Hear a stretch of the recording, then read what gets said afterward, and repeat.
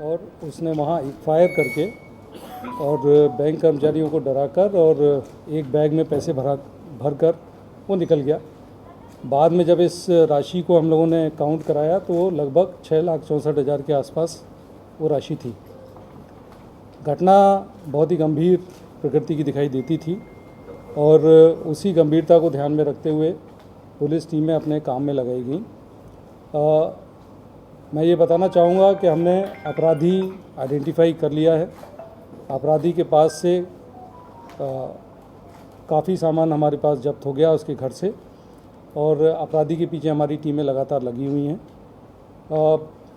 कैसे ये सब चीज़ें हुई वो मैं थोड़ा आपके सामने खुलासा करना चाहूँगा कि कैसे हम लोग इस अपराधी के पास तक पहुँचे हैं। जैसा कि आप देख रहे होंगे कि कल भी जो मैसेजेस थे उसमें हम लोगों ने ये बताया था कि ये आदमी कोई सिक्योरिटी गार्ड हो सकता है।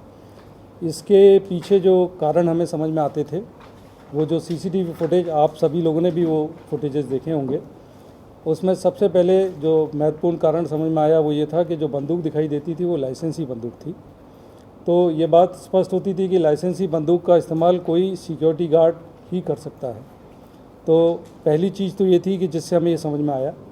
एक दूसरी चीज़ जो हमें कैमरे में दिखाई दी वो ये थी कि एक राउंड उसकी जेब से नीचे गिरा और वो राउंड उसने उठा के अपने पास रखा। अमूमन गिरे राउंड को उठाने की जो ट्रेनिंग है वो पुलिस कर्मचारियों को या आर्मी के कर्मचारियों को दी जाती है। इस बात से हमें ये समझ में आया कि नॉर्मली अपराधी इस तरह की घटनाएं नहीं करते हैं। अगर किसी कारतूस को कोई उठाने की कार्रवाई कर रहा है तो वो कहीं ना कहीं पुलिस या आर्मी का बैकग्राउंड उसमें शामिल होना चाहिए। तीसरी चीज़ हमें तब कंफर्म हुई कि ये कोई सिक्योरिटी गार्ड ही है जब हमें ये समझ में आया कि इसमें अपराधी सिर्फ एक ही है। पहले हमें ये लगता था कि एक व्यक्ति जो उसके बाहर खड़ा है उस पर हमें बहुत शंका इस बात की हुई कि वो जब घटना हो रही थी अंदर उसी समय वो शटर से अंदर दाखिल होने का प्रयास करते हैं और इसके बाद वो बाहर निकल जाते हैं और बाहर जाने में उनका ऐसा लगता है कि उन्होंने कोई अलार्म रेज नहीं किया, अर्थात कोई हल्ला गुल्ला नहीं मचाया। तो हमें लगा कि ये अपराधी के साथी हैं और बाद में वो अपराधी की ओर ही मोटरसाइकिल में भाग कर निकलते हैं। तो इससे हमें ऐसा लगा कि वो अपराधी के साथी हैं और वो ही उसके पीछे गए हैं।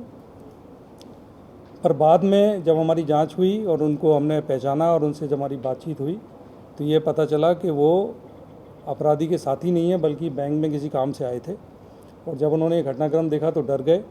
बाद में उन्हें थोड़ी सी हिम्मत और साहस हुई तो उन्होंने बैंक के पियून को साथ में बिठाया और उन्हें पीछा करने की कोशिश की अपराधियों का।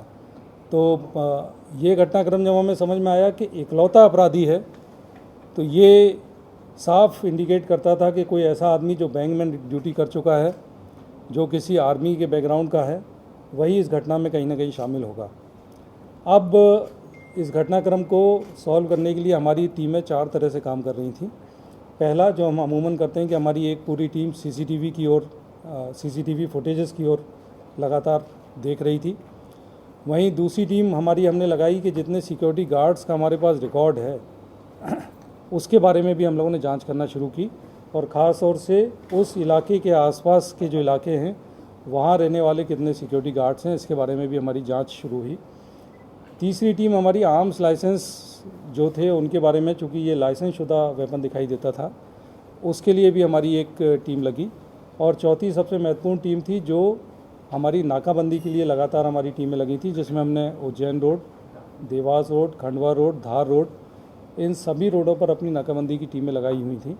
जब सारी नाकाबंदी की टीमों से हमें रात 8 बजे तक एक खबर मिली कि इस तरह का कोई व्यक्ति क्रॉस नहीं किया है तो हमें इस बात का पूरा विश्वास हो गया कि ये व्यक्ति इंदौर का ही है। अर्थात अब हमें इंदौर और इंदौर के ही इलाके में अपने टीमों को कंसंट्रेट करना है। हालांकि यह भी संभावना थी कि कपड़े बदल कर कोई आदमी निकल सकता है, लेकिन फिर भी हमें ये मजबूती से ये एहसास था कि ये इंदौर में ही है।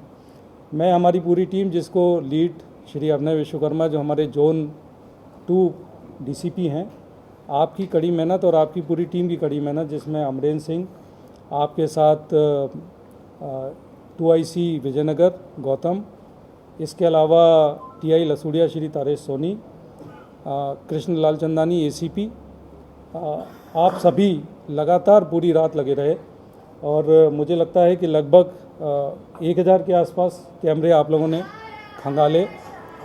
और एक एक कैमरे से एक बहुत अच्छी बात ये हुई कि इनका उत्साह इसलिए बढ़ता गया कि इन्हें एक एक कैमरे से रूट कुछ कुछ क्लियर होता गया। कभी वो न्याय नगर पे दिखाई दिया, फिर आगे उन्हें हीरा नगर के आसपास दिखाई दिया। पूरा रूट आपको एक बार डीसीपी अभिनय बहुत अच्छी तरह बता पाएंगे। जैसे जैसे रूट क्लियर होता जा रहा था वैसे वैसे हमारी टीम लगातार उसमें मेहनत करती जा रही थी। पूरी रात टीम ने मेहनत की है। मुझे लगता है कि हमारी 15 से अधिक टीमें लगातार सीसीटीवी कैमरों को खंगालने में लगी थी।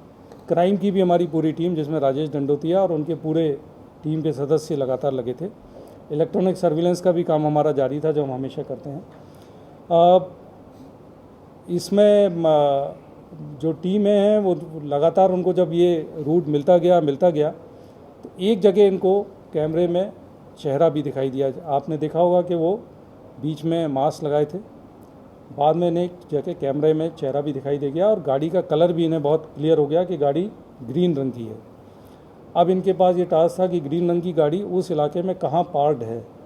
तो एक पूरी तैयारी इन लोगों ने कॉम्बिंग गश्त टाइप की, जिसमें कि पूरी टीम ने उस इलाके में कोई गाड़ी तो पार्क नहीं है। और पुलिस इस मामले में थोड़ी सौभाग्यशाली रही कि एक घर के बाहर उन्हें वही गाड़ी पार्क की हुई, जिस इलाके के पास का कैमरा इन्हें देखने के लिए मिला था उसके पास इन्हें वो गाड़ी खड़ी दिखाई थी।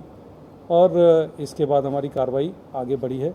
अपराधी के बारे में अभी ये जानकारी मिली है कि अपराधी घटना करने के तुरंत बाद अपनी पत्नी बच्चों को पैसा देकर और तुरंत रवाना हो गया और घर में सारी चीज़ों को छुपाकर तुरंत रवाना हुआ।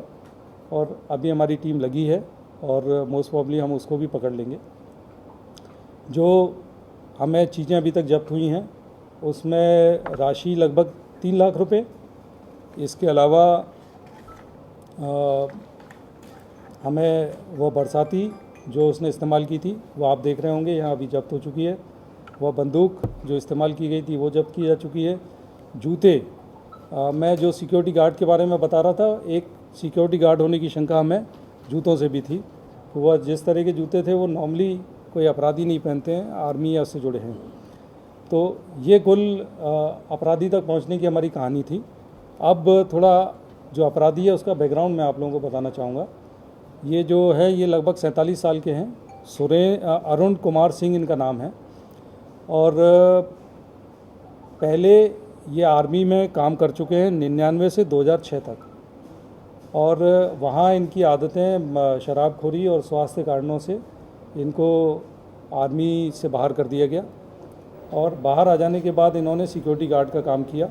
इन्होंने bank of India Palasia branch में भी करीब 1-1.5 महीने सिक्योरिटी गार्ड का काम किया है।